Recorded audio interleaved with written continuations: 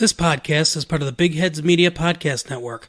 Go to bigheadsmedia.com for more great podcasts. Hello and welcome to Body Count, a history podcast where we gab about death and disaster through the ages, highlighting figures, single events, time periods, whatever it may be that resulted in someone, or as is usually the case, a lot of someone's dying. We put it all together and hopefully we learn a little something from it. I am your host, Jessica Manner, joined as always by... Oh, I thought you were going to say your co-host or pepperoncini or whatever you my call me now. pepperoncini. I always call you my pepperoncini now, but I thought I would spare it, but I'm going to do it now. Joined by my pepperoncini, Cara DiDemizio.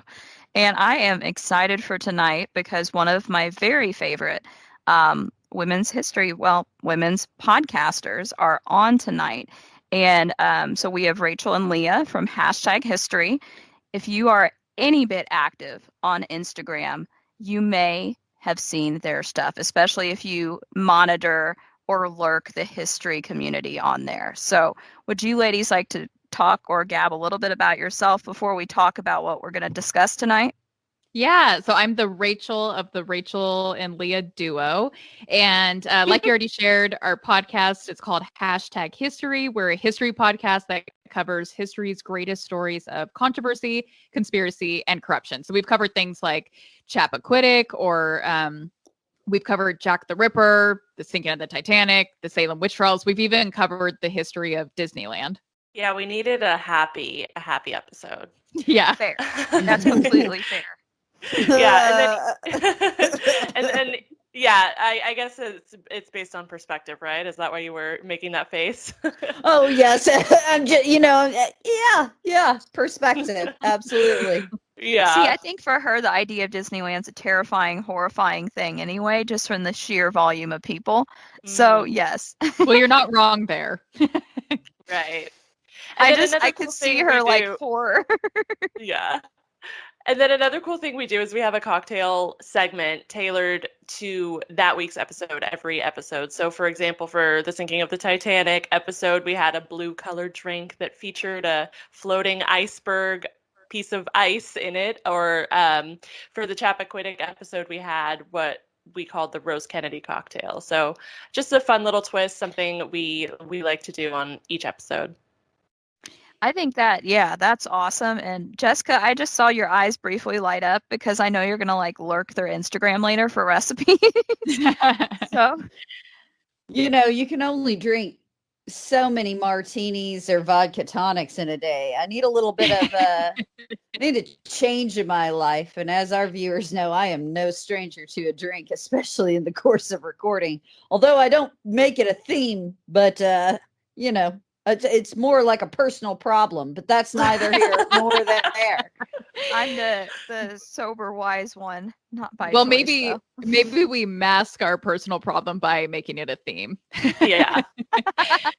and our cocktails are kind of a hit or miss. Most of the time, I think we do well. Probably 80% of the time, we have a yummy cocktail, but we've also had some really gross ones, like one that we had cherry tomatoes in it. That was a mistake. And basil. It was literally like basil. A salad. You learn from it. You learn. Honestly, that makes you like expert bartenders, really. I mean, bartenders don't start out like, you know what I mean? Yeah. I mean, I appreciate the compliment, but I feel very far from a bartender. In fact, the longer we do the podcast and the more cocktails I make, the further I feel from being even remotely professional. I would agree. Not with only that, but bartenders make a hell of a lot more money than podcasters do. There you Period. go. Right? It's not very lucrative. I mean, it also depends on the area, because unfortunately, like I live in a part of the country where like people are cheap ass. So in the Midwest, we don't exactly. I mean, the further south in the Midwest you go, the more hospitality there is. But again, generationally, it depends on what people tip, right? Like I feel like millennials and even Xers to an extent understand the trouble with, being a bartender or waiter. So it just depends. But it can be a very lucrative gig if you're in a big city, from what I hear, though. Oh, Cara, I thought you were challenging us both to hang up the history towel, throw on an affliction shirt, and start doing ayahuasca and go the Joe Rogan route. And I was like, well, whatever you got to do. That being said, I That'd challenge be a anybody to disaster. spend. I Oh, I challenge was a anybody bartender to for a minute. spend a day I forgot. in an archive I and see so if you when I don't worked at the drink. movie theater, secret fun fact, y'all. I swear to God, I actually had to bartend for like 6 months and took professional classes and everything. And then I realized like I'm too much of a neurotic hot mess to do it because I don't want to like break glass. So it didn't work well. People still tip women because they're women. And well, I don't know. I got like pe- the thing about a movie theater is it was right when AMC was phasing in recliner seats. So right pre-pandemic when we were all getting cozy in the movie theater, it was right around that time several years back. And like I would enjoy a cocktail at the movies, but having been the person that served a cocktail in the movies, I'm like absolutely not. I am not paying $16 for a standardized. That's nothing special. Yeah, The only that was thing. something I Go learned. ahead.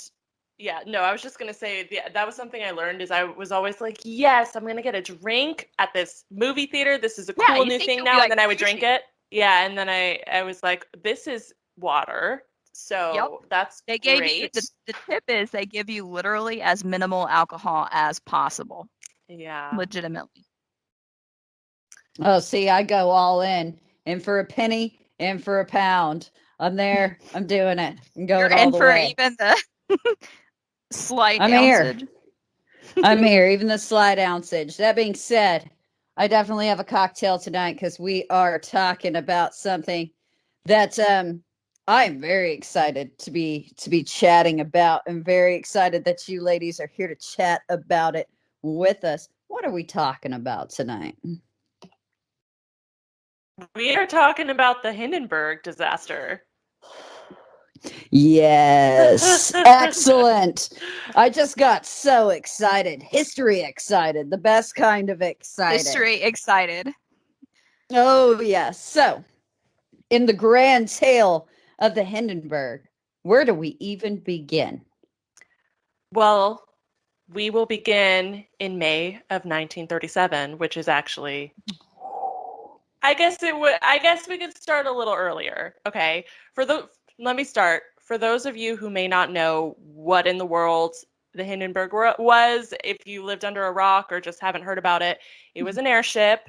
And if you don't know what an airship is, airships were also known as dirigible balloons. They were essentially giant balloons common for long distance travel in the early 20th century, which is crazy to think about now. Floating balloons that were like people's way of transportation across the Atlantic. But I did upload a photo of a dirigible balloon for you all to look at, and I want to get your just initial responses. What are you thinking about when you see an example of this? I would love to be in one. It's like I I'm told 3 y'all years old. pre-recording. I was I'm like 3 years hyped. old, so I say Indiana Jones. But again, I'm 3. I'm not all that with it or that into it. But yeah, I think I would love this. The relaxation, sitting at a table. I feel like, again, drinking and not out of a mini bottle, having it served to me. I don't know. I'm a big fan. I'm not a big Yeah. fan of who's really on the game at this time on this sort of travel, but it is what it is. Yeah, and we'll definitely get to that shortly. But for those, I just for saw those, your the facial expressions y'all made, which listeners unfortunately won't see. But yeah, Our eyebrows spoiler going all alert, the way it's up not into the our good hairline. guys. no, It's no. Yeah, so for those of you who can't see the photos, it's basically imagine like a football-shaped balloon. They were these dirigible balloons. They were often filled with like really highly flammable gases, and then they were propelled by an engine carrying a comparatively tiny little cabin underneath where passengers and crew members' accommodations were held. I'm not going to go into too much of the shockingly long history of airships because it's a little Oh yes. it's a little dry. It's a little dry if we're being honest. Um, but just know the first airship designs can be traced all the way back as far as the 17th century. And the first functioning airship, which was a steam-powered airship, took flight in the 1850s. So while helium was known to be the safer gas option for airships, since, it isn't highly flippin' flammable, hydrogen was unfortunately the most common gas used, as it was more easily accessible and cheaper. But we'll get into all that later. Yes, we will. So we're gonna fast forward That's your almost 80 laugh, years. Jessica. Sorry, I The heard her geek evil laugh? cackle. Oh, evil. I was like the geek laugh, because I mean we are talking about history. Oh, that's true. We can all have a geek laugh then. Okay, so we're fast forwarding almost 80 years here from when the first airship took flight, and airship traveling was a poppin'. Just kidding, it wasn't really. But at this time, airships, they weren't super common as a form of public transportation. So keep in mind that initially most airships were built and used for military purposes, like, dropping bombs during World War One. But in the late 1920s and early 1930s, people truly thought they were the future of passenger air travel. The Germans, in particular, tried stepping up their airship game, backing the Zeppelin Company, which was leading in making sleeker, faster, and bigger airships. And alas, it was the Germans that designed and built the Hindenburg. It was originally designed in the 1920s to be a helium-lifted airship, but eventually, I guess they decided the risk was worth the pocket change, and hydrogen eventually replaced helium. As with all things, there was a lot of political motivation behind the change to hydrogen, the primary being that the US had a monopoly on helium at the time and wasn't willing to part with it, at least not for cheap.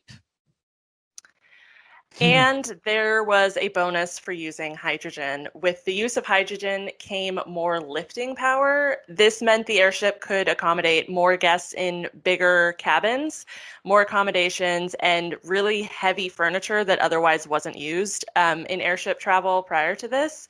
Now, I know what a lot of you are probably thinking. Isn't the safety of these German citizens more important than showing off how big and badass of an airship you can build?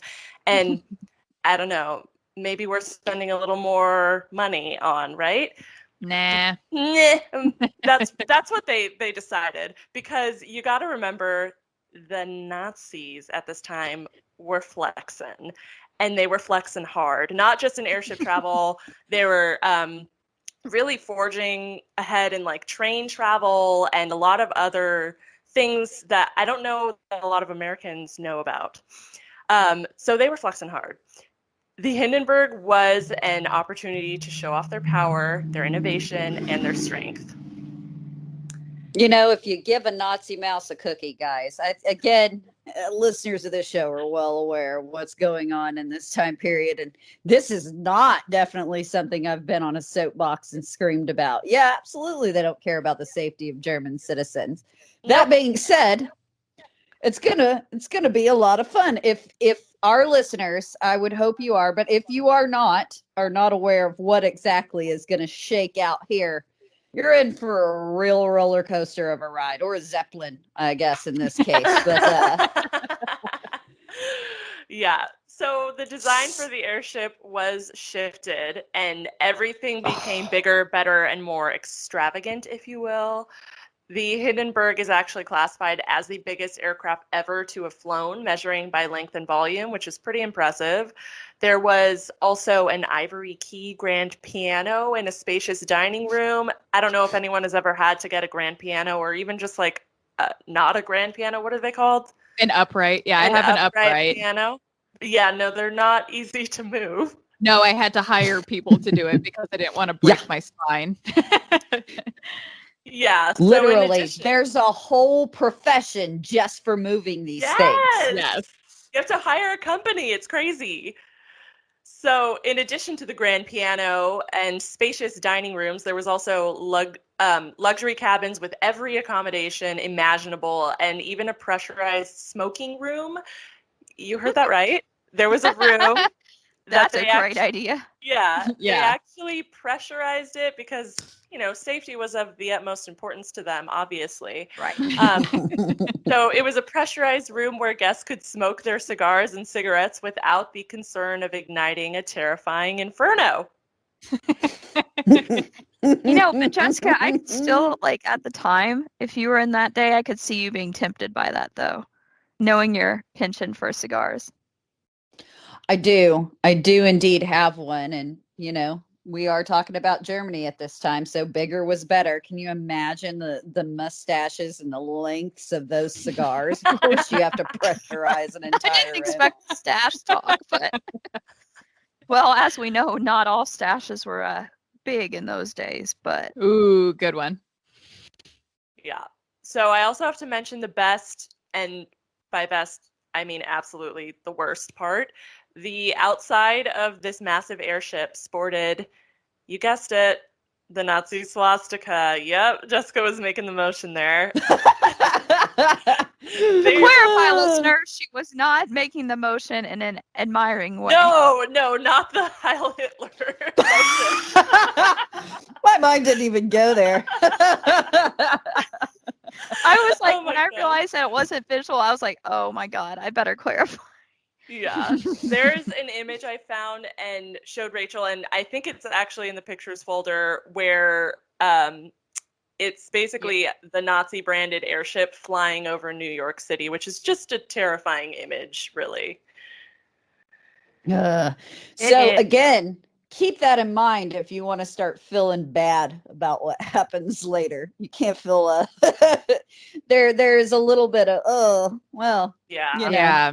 I just think basically it was a floating Nuremberg, guys. Yeah, is and it what was a they're trying floating to paint a picture. advertisement. Yeah, a floating It's just- advertisement for the Nazis. It was horrible. it's just astounding to see this picture of this airship floating over New York City with these huge swastikas on it. It is one of those really crazy, eerie pictures in history to see. Same with when you see marches and gatherings of fascist sympathizers in that time period, in the United States, despite knowing, in several years we would be going to war with them. So I agree. This image, for anyone listening, if you look up Hindenburg, NYC, I think you'll probably be able to find it, but it literally looks like, how do I put it, almost like football branding on there. So when you see something advertised at the Super Bowl, that's what they did, splat on this blimp. Basically, is put boom, swastikas on it. And that's exactly what Rachel was saying, makes it super cringy about seeing it with the skyline of New York. And again, why Jessica reiterated, when knowing that context, you feel a little less sympathetic to what happens. Yeah. So circling back, it was fancy AF, right? Mhm. But the biggest selling point of the Hindenburg is it was fast. The Hindenburg was actually faster than any other form of travel at the time. It boasted the ability to cross the Atlantic in half the time of the fastest commercial steamline cruise ship. That's a short 4-day trip instead of the usual 8 at the time. That's not bad. Yeah, to me that sounds miserable. Yeah, it's miserable in our standards, but yeah. compared to ship, yeah. But they were living in luxury, right? It was almost like a cruise ship. They've got a floating Birch's garden. They've got Piano Man over in the corner, a pressurized smoking room, a full fucking Endless bar. cigars. Yeah. Exactly. Yeah. It also had all of the comforts of a cruise ship, like I said, but with one surprising benefit. Passengers claimed they didn't even realize the airship had taken off. It was so smooth. So no seasickness for these Nazis. After completing a single round-trip passage to Rio de Janeiro, Brazil in late March, the Hindenburg departed from Frankfurt, Germany on the evening of May 3rd, 1937, carrying 36 passengers and 61 crew members. It crossed over Cologne, Germany, or which I like to refer to as the armpit of Germany, followed by Amsterdam and the English Channel, and by 2 a.m. the next day, it was already setting off over the Atlantic. Sorry. I hate Cologne. I'm sorry. I had a That very is forever That's forever in my head now. It's never going away. I'm going to say that to somebody I shouldn't say that to, probably in the next 2 weeks. It was You know. probably just a bad day, but I was not a fan of cologne. In the 17th century, and what will be the armpit region of Germany one day. And it's going to occur to me who I've said this to. It's going to be a lot of fun. So thank you for that. Yeah, you're welcome.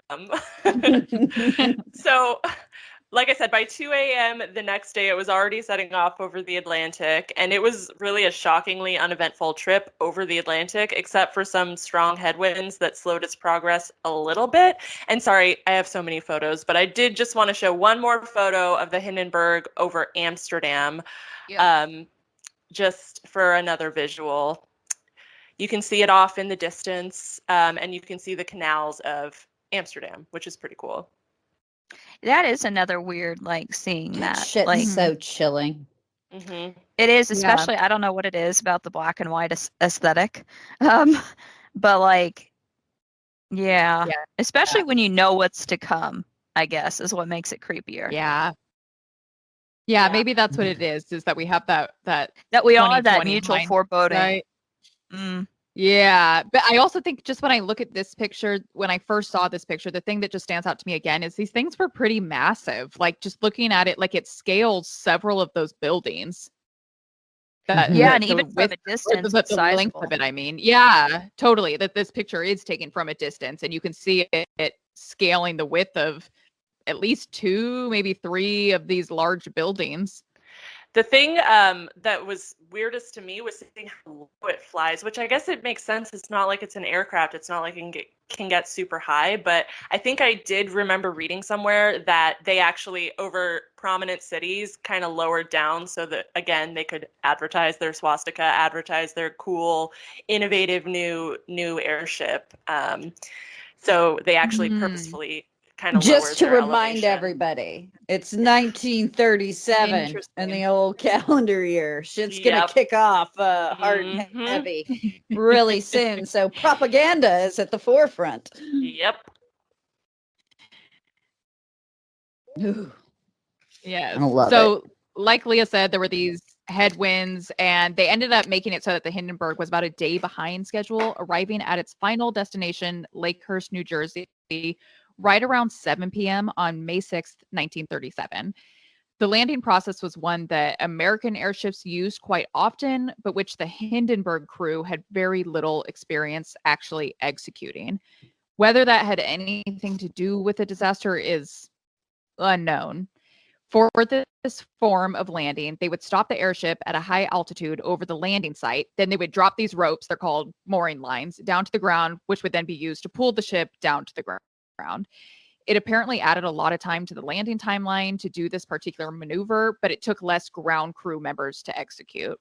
So the Hindenburg, it's floating over the landing site with its mooring lines dropped, and it's slowly being pulled down when at 7:25 p.m., some witnesses claim they see a flutter in the fabric covering, indicating leaking gas. And within seconds, because yes, everyone listening, this whole thing took only seconds, the Hindenburg was engulfed in flames and it began to crash.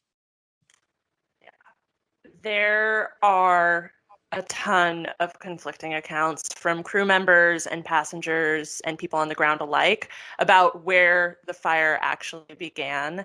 Some said they saw small flames at the front of the ship. Others said the back. Some say they saw the fire start on the port side, others the starboard.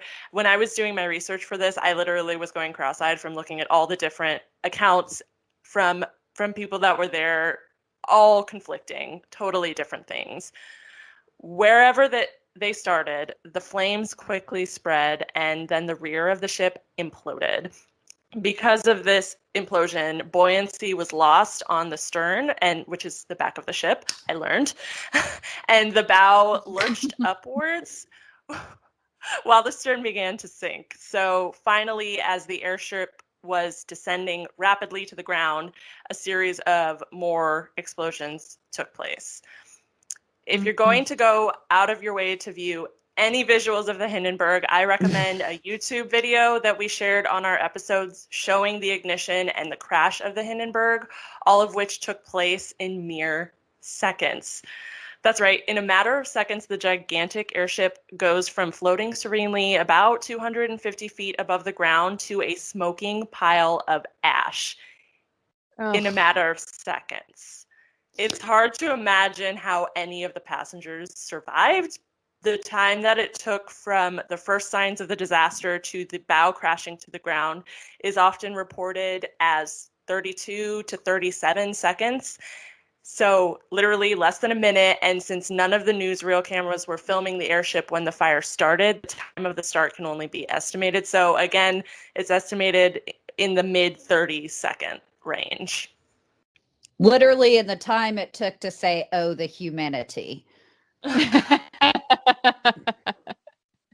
Yeah. So I watched that YouTube video and it's just insane to watch this airship just, completely become engulfed in flames and essentially turn into a pile of ashes within seconds. It's devastating. Okay. So the big question, right, is how did this happen? And if you are like any of us here, which I'm sure all of your listeners are, everyone's thinking, how could this not have happened? Right? I mean, they were literally floating across the world in a glorified, dressed up hot air balloon with a smoking room. A poison gas cloud, literally. But that didn't stop people from coming up with conspiracy theories. At the time, some people, including Hugo Echner, former head of the Zeppelin Company, did suspect sabotage. Commander Charles Rosendahl, commander of the Naval Air Station at Lakehurst, and the man in charge of the ground-based portion of the Hindenburg's landing maneuver, also came to believe that the Hindenburg had been sabotaged. He even went so far as to publish a book called What About the Airship in 1938 that outlined his theory in detail. Many crew members, however, denied that this was a possibility, stating that none of them would have ever committed such an act. Other theorists suspected a form of static discharge or possibly even lightning had started the fire, but Max Press, commander of the airship, scoffed at the possibility, stating that on the multiple test flights to South America, the Hindenburg and its sister ship had passed through thunderstorms, were struck by lightning, and had remained unharmed. Although there were a lot of theories, such as a puncture in the balloon or fuel leaks, the last one that we're going to go over was engine failure. Yeah.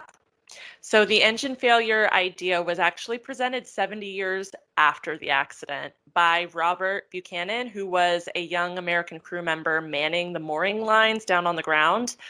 Buchanan stated that as the airship was approaching the mooring mast, he noticed that one of the engines, thrown into reverse for a hard turn, backfired and a shower of sparks was emitted. A second crew member stepped forward after this and said he also noticed a blue halo around the tail fin indicating leaking hydrogen from the engine failure. Hugo Echner, who Rachel mentioned was head of Zeppelin at the time of the Hindenburg crash, rejected the idea that hydrogen could have been ignited by an engine backfire. He stated that hydrogen could only have been ignited by an exhaust because the ignition temperature for hydrogen is apparently 932 degrees Fahrenheit, but the sparks from the exhaust only reach about 482 degrees Fahrenheit. I'm not a scientist. I can't verify this. I mean, I probably could if I just did a little research. I think it's so interesting that over 65 people survived. Like, I'm just thinking about how the shit does that happen? Like, especially after you watch the video footage of it, it's nearly and how quickly it happened. Like, can I just say that would have? Can you imagine the fall? Because it was still like 250 feet in the air. Like, how did those people get thrown off? Like, I'm just thinking logistically here. Like, how did they survive? Well, luckily, like half of the airship was still buoyant, so it wasn't enough to keep it afloat. But it definitely wasn't just like gravity, just fully crashed down to the ground. It was still like, the buoyancy from the front of it was kind of slowing it down as it would. Not that I still think it's crazy that many people survived, but I do think that probably helped a lot of it. Which is why I suggest for everyone, if you haven't watched the video, please go watch the video, because everything that these two wonderful ladies are talking about, it's going to become apparent that it didn't just fall from the sky instantly. It wasn't like Looney Tunes moment where the umbrella they're floating down like goes up in cinders and shit just drops, you know. Yeah. It does, it's not, but also I cannot reiterate enough either just how quickly it's like a whew, like it's incredible. It's incredible to watch. Yeah. And I think as history nerds, all of us here, I mean, even before we started recording this episode, we all have a general understanding of the Hindenburg disaster. And so it comes to the question of why was this such a big deal, right? Why do we all know about it? Historians believe this event truly changed the course of history as we know it. As we said earlier, airships were thought to be the future of air travel. And with one 35-second crash, that future died and the airship era was no more. This disaster. Oh, go ahead. Oh, I wanted to say, and you're probably about to hit at it. I think the fact that there was so much press on site is why that was, because if I'm not mistaken, I think around 7 or 8 years before, there had been other airship crashes. But think about it. When we think of like air disaster, like you said, we're all history geeks here. We visualize like the Hindenburg in flames tilted in the air. Yeah. Do we even realize that a British airship had exploded in 1930? No. And I didn't mean to interrupt you, but I was thinking out loud there. So no, I agree. A lot of the like airships crashed all the time. It was super common. I think, like you said, it was the publicity surrounding this, and it was the location as well. A lot of the times, if I remember correctly, airships crashed like in the ocean, or it wasn't just this public, like this was New Jersey, like it was, it was a very public thing, and there was press on site. They were there to document the super fast passage of the fastest airship around, and then this disaster happened.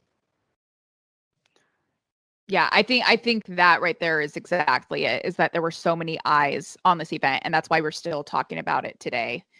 So this disaster, it shattered public confidence in airships, and it brought a definitive end to their golden age.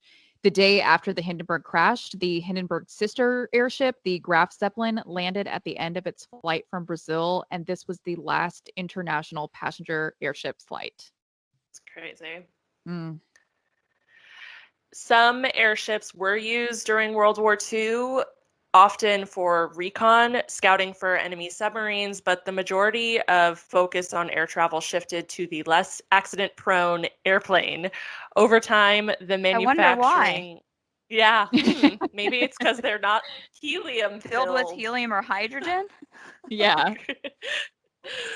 Over time, the manufacturing and use of airships declined even more, to leave us with, well, our last photo that I wanted to share with you too. It's called this. It's the Goodyear blimp. I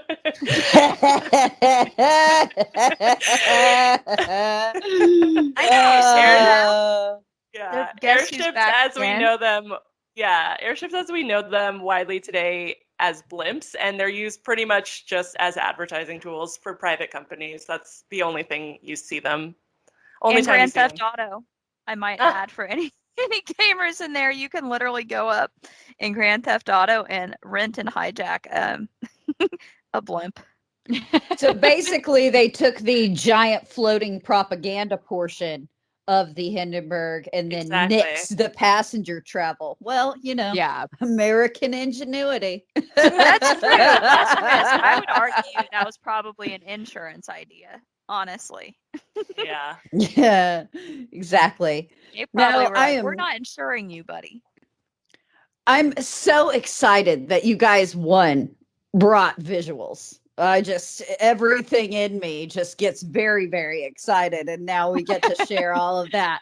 But I encourage everybody, go watch the video. Again, as we've said, it's not going to take up a whole portion. No. You can get right back to whatever the hell else you were watching on YouTube.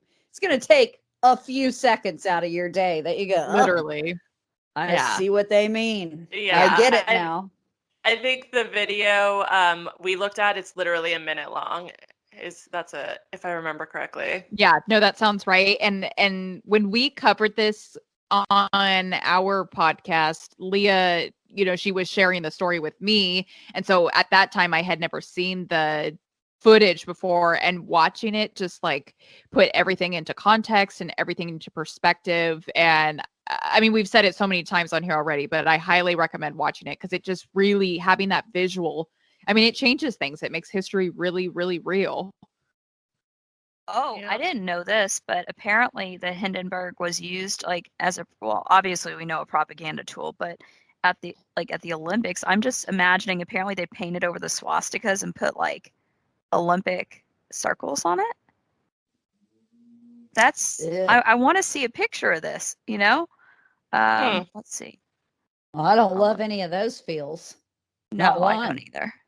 I'm a fan And of they that. also at one point were used for distributing Nazi flyers. Not shocking. Let's see. Like what, I'm just gonna- dropping them over Germany or something? Basically, yes. Yeah. Yeah, if you can see some of the flyers if you search apparently. Sorry, I just got a visual of a bunch of just Nazis hanging out the side throwing flyers. Meanwhile, in the background, that baby grand just sliding around. You've got somebody like laying in Still the playing it, sorry. right? Again, everybody that listens to this podcast knows I'm a child, still playing it, still going, flyers going everywhere. Oh, Oh, never mind. In that- some of these, they kept the Nazi emblem at least That- part of the Olympics, because I found a stock photo actually where it Yeah, shows that's not like surprising because when I think of it's the 1936 Olympics, right? Again, the Mhm. Nazis were flexing. They were flexing so Yep. hard. Like I remember seeing photos of like, oh God, what's the man, the African American like track Jesse runner Owens. Jesse Jesse Owens. Owens. Like I'm pretty sure there's photos of him standing in front of like a Nazi swastika at the Olympic Games. I'm about to send you a picture real quick that goes in hand with what you sent. So I'm laughing because they put the tiny little Olympics in there, like the little Olympic on the side. You can Mhm. barely see it, but you can see the Nazi emblem big. Like, look in Oh. the meeting chat. Oh yeah, You telling there me it the is. Nazis weren't super into a world games, if you will, or world cooperation? They only wanted it in a small space. I kind of wonder if helium, the reason like why they didn't opt for like hydrogen, if there were any embargoes going on, because I know that there were some restrictions on like what could be sold. Because When I was doing the research, and again, a lot of it was political, but some of it was, like helium couldn't be sold to certain places because remember, this is between World War I and World War II, and I think that Germany was one of the was still in the naughty zone. it was in the naughty zone, the And timeout zone. rightfully So at this point. yeah, so I think that was a big part of it, and then it was also. I think the U.S. was like the primary source of helium, and obviously tensions were running high at this time. So correct. So if you factor all that in, and then whatever helium they can get their hands on, I mean, at the time, not well known. Actually, no, that's a lie. But a lot of that's going to be reverted to military use in a rebuilding and a remilitarization, and they've got plans even then. So again, crack any history book about the 20th century, folks. It's going to come up. It's going to be it's going to be a talking point at very least. Yeah, but I I think have to say, when we covered this on our podcast, I obviously knew generally about the Hindenburg disaster, but I just didn't realize, which I should have, right? But I didn't realize all of the political connections. Definitely didn't realize there were swastikas on the Hindenburg. It just all these ties into World War I and World War II. It's just fascinating. This story just has so many details to it. yes, yeah, and I was looking at does. some of the colorized pictures of like the lounge and dining room, And I'm a little disappointed with them because I was having this image of more bougie. I don't know how to I explain Yeah. it. I agree. They're like metal. They're like, I look at them and I think like doctor's office chairs and stuff. Thank But you. apparently, Okay, that was the apparently, same vibe I was getting. apparently So if at the anyone's time curious, it was very bougie though. So is it because That's the the chairs are red? early modern aesthetic there, Kara. They're trying to trend set. All right. It has to I be mean- clean and efficient lines. These are Germans and Nazis. We're It talking looks like they're Nazi all in a Germans. waiting room waiting to have their teeth yanked. Like that's what it looks like. At least Yeah. their lounge room looks like, and it has a Yeah. world map on the wall. Yeah. It is Mangala would have loved it. Like, would have loved it. God, that's horrifying. But these pictures are absolutely fantastic. I'm very excited to share these as well. So thank you guys Of for course. providing that. It's going to give the context, and I think these are going to be some haunting photos. And then when you listen to this and understand everything that goes into it, whether it be just general propaganda or down to trade embargoes and what we're talking about on post First War, Second War, everything Yeah. that's kind of coming together, and in the context of all the other stories you've got this little outlying piece of history that is both a disaster history, but just a broader piece of the Mhm. 20th century chaos that's about to Mhm. unfold. So it's perfect. You couldn't have brought a more on brand body count story, let me tell you. Speaking of on-brand body count, I think probably some of our music fans will get the fact that the Hindenburg is on Led Zeppelin's first self-titled album. So that's a nice little image. I wanted to throw that out there for a little pop culture trivia. That's like the second time Led Zeppelin was brought up today. I mentioned in a Zoom call for work that I That's used to call it Ted Zeppelin because I thought it was a guy when I was a kid. I love that. Ted Zeppelin. It was Shit. Ted Zeppelin, not Led. And holy shit, y'all. I just realized why they would have put the Hindenburg on there. And I'm gonna just shrink You right got now there. because You got there. I was gonna let you get there. You got there. my God. I didn't- You I and didn't your realize you had accountant writing back to Ted face. Zeppelin. God. You got there. Why did that took so I'm literally was staring at the album cover, y'all. And I was thinking, what Zeppelin. Oh shit. That's why. You learn something new every day.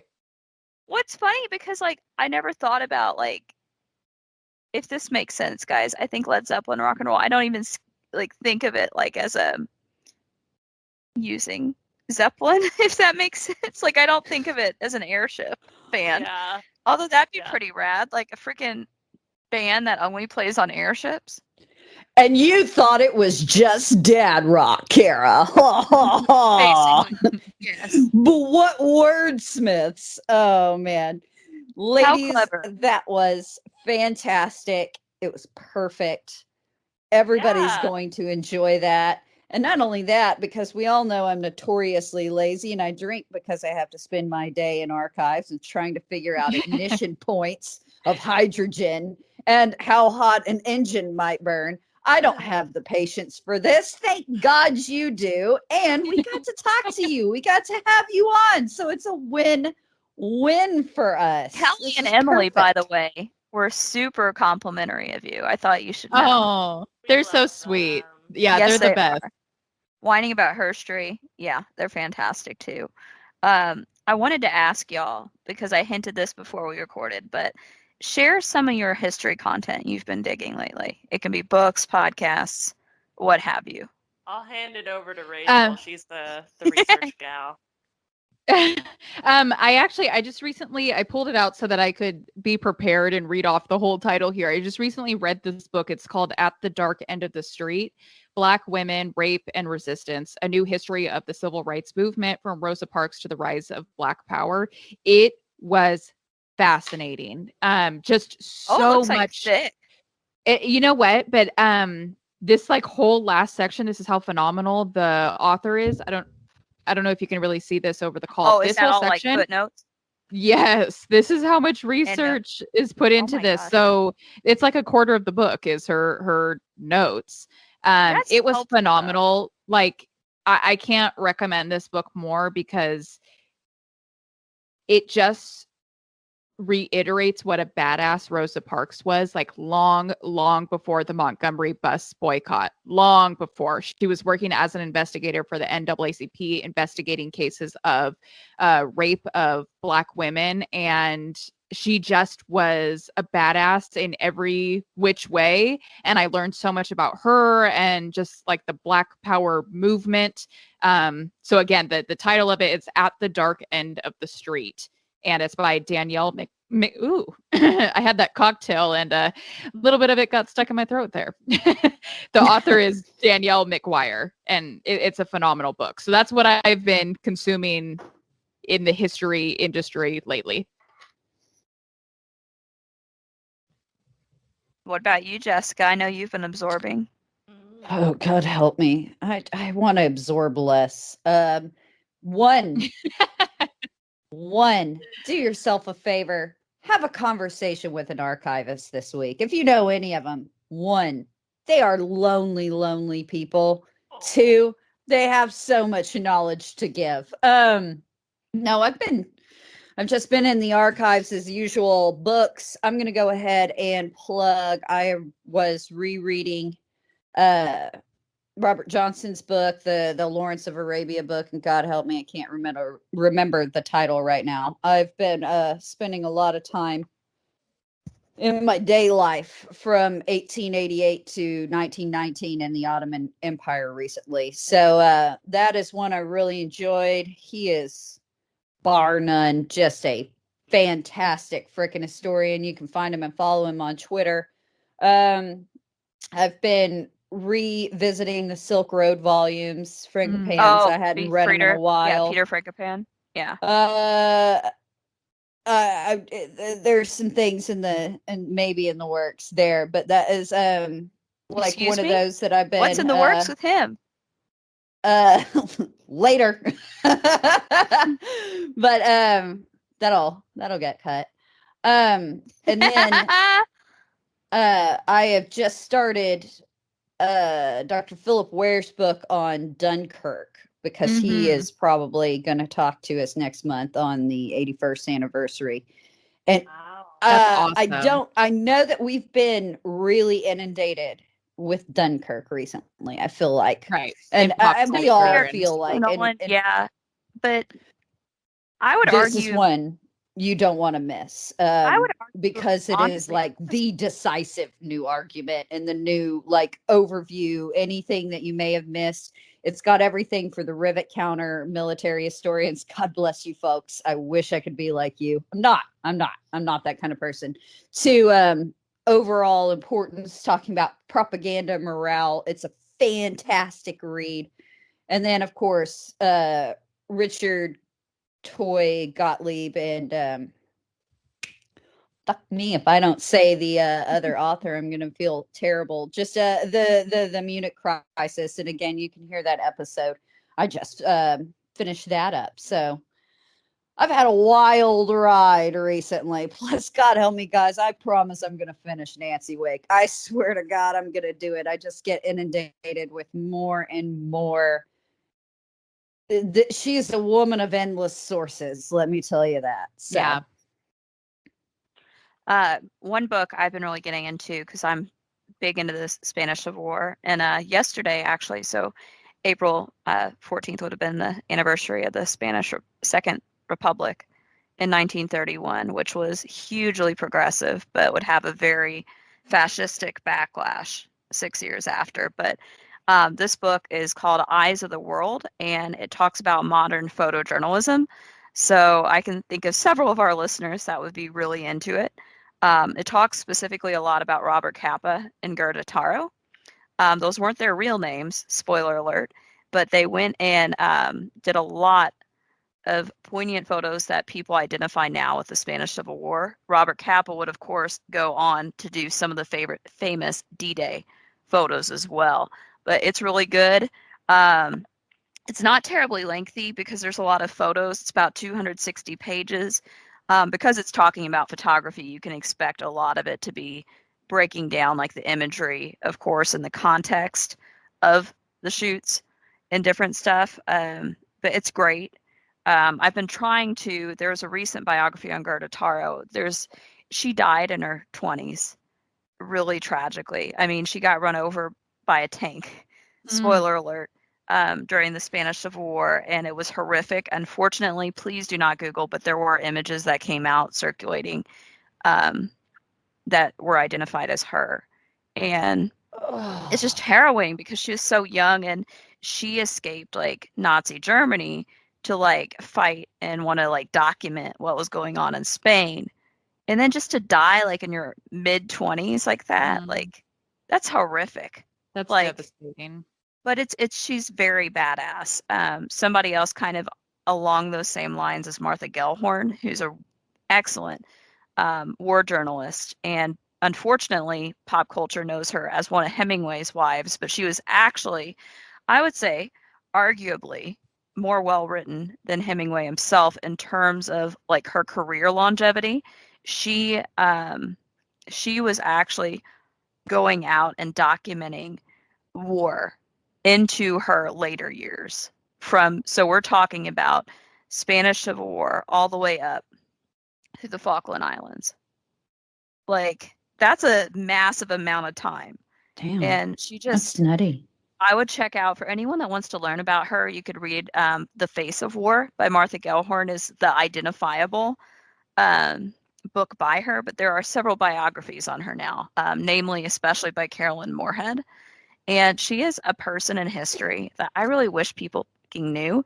And she always, I love the sass you can tell she had in interviews, and she's so candid. And she just always rued the fact that she was a footnote in Hemingway's life. And she actually snuck onto a carrier at D-Day to document it, y'all. Hemingway was writing from across the channel about it and got the main spread of one of the journals. Go figure. But she was tough as grits and a badass. So if y'all ever need someone, did look quite dashing in a turtleneck, Kara. Actually, what's funny is it was after D-Day that she filed for divorce from him. It's crazy. But I'm going to encourage our listeners, if you do not and have not listened to #history, because all of you out there just dearly love when I look really, really stupid. And I look really, really stupid every time I go to press play because they talk about so many things that I'm just so like, confusively. I don't know. I have no idea, but I'm about to learn today, which is fantastic. Yes. And I think what impresses me about your show, both of you, is like how well you flow off each other. Number one. Number two, the other big thing to me is, again, your episode length is so nice. Like that 30, 45 minute, sometimes an hour. Like that's perfect. And transitioning to office life soon, that's exactly like the episode length I like to digest. So, no, seriously, great work. Real quick, Rachel, Leah, if you want to go ahead and plug where we can find you, your website, your social media, Patreon, yada, yada. So where can we find you guys? Yeah, we're on Instagram, and that's where we're super active at #history_podcast. And then you can find us on our website at #history-pod.com. That's where you can find out more about us. You can listen to all of our episodes from there. You can check out all of our sources. You can check out our cute merchandise. And then we also have a Patreon. It's patreon.com/#history. So we're on the majority of the social media platforms, and you can listen to us on all the major podcast platforms. And thank you so much for all the compliments about the show. That's very sweet. Yes, thank you so much. No, I love it. Every time I'm just jotting down topics, I'm taking notes low key going, whoo-hoo, I'm going to get in a slap fight with somebody today about history. Well, that's what, when we were coming on your show, which again, thank you for having us, but Body Count podcast, I'm like, oh my God, that's practically what we do too. Just like when I was thinking of suggestions, to bring to you ladies, like, I would say 90% of our episodes, because we do focus on, history's controversies, conspiracies, and corruption. The darker side. The darker side, almost all of them entail like a lot of death. Yeah. Yeah, and if not, something that's going to lead to a great deal in the very near future, which again, it's right up our audience's alley. So I think this is going to be great. They're going to get this. They're going to get you guys, and they're take a look at it and be like, oh, this is something I definitely want to get into. And again, if you guys want to pop on over to Twitter after you've listened to this show, don't get in a slap fight with me, because I will only have #history to cite on some of these. I'll be like, oh, well, #history. That was sad. That means we're going to have to actually get on our Twitter for once. Yes. That might be the only thing I realistically ever genuinely post to Instagram is my well, actually, and just put #history face. Well, actually. Just how so can you we know. support the podcast? Because you guys have Patreon. I just want to throw that out there and force y'all to pimp yourselves. Mm-hmm. We do, yeah. We have a Patreon where anyone that signs up on our Patreon, you can donate as little as $1 a month, and we over there we post some behind the scenes content. We just started these little bonus episodes called #Hangouts that we're dropping every Friday. So we have another one coming out soon. And then everyone that is part of our Patreon gets a card and a sticker and our infinite love. Yeah, so much love. One thing real quick, and I think we all can agree on this. If you are enjoying #history or Body Count Pod, one of the quickest and easiest things you can do is seriously go on Apple Podcasts or Podchaser and leave a 5-star review. It's a painless and free way of supporting content you like, and it beats the algorithms, folks. So if you want your favorite podcast to keep producing good content, well, that's one of the easiest ways, because it encourages everyone involved. And another thing you can do is you can always share, like on social media. But Body Count's more active on Twitter, and I know #'s more active on Instagram. But if you share what episode's really resonating with you and something you learned, that's also fucking cool. Yeah, we love to see that. We love reviews, and we love seeing people, reshare our episodes on Instagram. We just had someone today reshare a cocktail that they heard on our podcast. One of our listeners made the cocktail tonight to go along with dinner. I was like, that was so cool to see. That's stuff impressive. like that. Yeah. Yeah. It's cool to see stuff like that. So thank you for calling that out. Those are free and easy ways to support a podcast. 100%. Like, you don't have to throw money at podcasters. We appreciate it because we all have day jobs, but we understand too, especially because we're talking in a post-pandemic time, and not even post, we're still in it, and we're still in the job market where you might not be able to spare $1 or $2. That's fine. Just let us know how we're doing, what you like, and that means infinitely a lot to us. And Body Count feels the same way. Shout out real quick to Victorian Gas Lamp, because they are always finding our episodes right as soon as they are uploaded and sharing about what they enjoy with it. And major props to that. We appreciate it, especially that you take the time to tweet us and tweet whatever or whoever we're talking about. So I wanted to give some love to that because it's appreciated. Very much so. And, it helps us out. And it always helps us out on the business end as well. Kara's exactly right. So we do really, really appreciate that. And I never say no to a bit of commentary about my sparkling personality. I can tell you that right now. Yes, please email her if you have less than nice things, though. I'd rather her get the email. Oh, don't worry, Kara. They do. They never lay off of that. All that being said, we've plugged you guys. You've plugged anything and everything. Anything we missed. I think Kara and you guys, you hit all the highlights. Yep. Yeah. I think you captured it all. Thank you again so much for having us on. Absolutely. Yep. So I'm just going to quick, read. Yeah, go ahead, Kara. I saw it before you were about to say it because we're going to quickly plug our stuff real quick. So Body Count Pod can be found.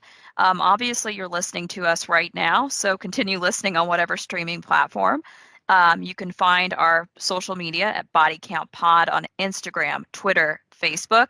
We are working on making Facebook and Instagram more active. I promise. We'll have to channel our hashtag history and get with the program here. Jessica is in the process of revamping our website, so we have exciting stuff for that coming up soon. And real quick, I want to go ahead and say I can be found at Cara DiDomizio on Twitter. That is where I am the most active, and I am always happy to talk and to any kind of history lover, regardless of where you're at on the spectrum. So if there's anything you're interested in body count covering that you'd be loving for us to talk about, send us an email or send me a DM on Twitter, and I'd be happy to bring it up with Jessica and we can talk about it.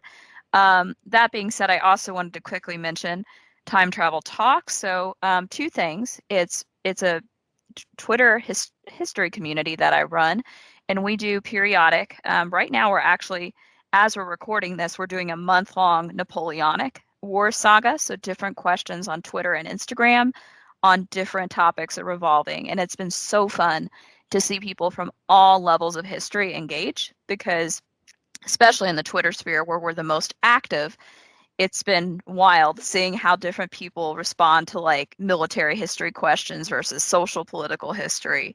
And well, Jessica was a little pleased because this was in light of it being the 200th anniversary of Napoleon's death this year. So we run different topics. So we've done Ptolemaic Egypt, we've done espionage. We also love to really plug out history creators we like on that community. So seriously, you can also message me on the Time Travel Talks handle. I run that as well on Instagram and Twitter. And if you are a history content creator, message either me or Time Travel Talks' account, and I would be happy to give you a promo. I would be happy to check out, read, or listen to your content. And no, I'm not going to charge you. I like doing this for fun. I love discovering people with like-minded passion for history. So that being said, don't hesitate to reach out. I also run a Discord community to kind of link the same people. So it could be academics, it could be podcasters and authors and students that love to talk about history, even drop a pet pick in or a book rec in. And it's a great place to interact, especially if you're starting out and don't know how to network or don't know, who to talk to in the history community. So please PM me and I'd be happy to talk about that as well.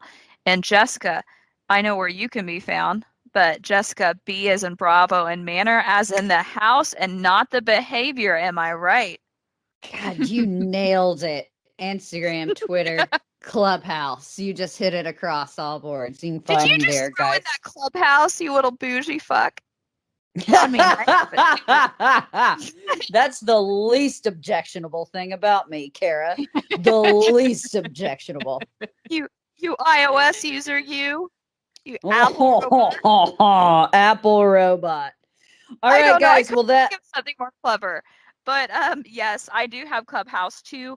We're actually going to try and develop body count and time travel talks communities on Clubhouse. So basically, what Clubhouse is for iPhone users, we have some spare invites if anyone's interested. You can like listen in to different discussions happening. So think like TED Talks, but you're just popping in. And there's different ones ranging from like blogging, podcasting, travel. There's a lot of travel themed ones, different archaeology and history ones. Shout out quickly to Dr. Karen Bellinger and Past Preservers, as she runs one called Archaeology History 101 with Natasha, and it's a great community, and we've learned so much from that. So big shout out, because she gave me and Jessica the invites, so we owe her an indebted gratitude, if you will. I do expand. I think it'll expand to Android soon, so that way more users can join in, because I want that to be accessible. I think any kind of platform that can bring people together talking about history, archaeology, anthropology, any of that is excellent. So If anyone has any questions on what Clubhouse is, you are also welcome to message Jessica and I, and we would be happy to fill you in on that. But I think that's going to call it a wrap. But I just wanted to quickly say, Rachel, Leah, seriously, y'all were a blast to talk to tonight. It was a pleasure and a treat recording with you. And if there's ever something you wanted to cross over with us, let us know. I was telling Kelly and Emily this, but I think we're all kind of like sister podcasts, right? We have that same Totally. nuance to diving into some of the more dark stories with a splash of humor involved. So Absolutely. I think, Mhm. yeah, I think whatever niche we're filling, I definitely think like whining about herstory, hashtag history, body count, and herstory on the rocks, we all fill this really cool and awesome podcast void. And quite frankly, I just love how many great podcasters there are. So Yeah. it was a pleasure to have you on. And if we can do anything else for you, let us know. But meanwhile, guys, thanks for listening. Thanks for participating. And we'll call it a wrap. Thank you. Thank you.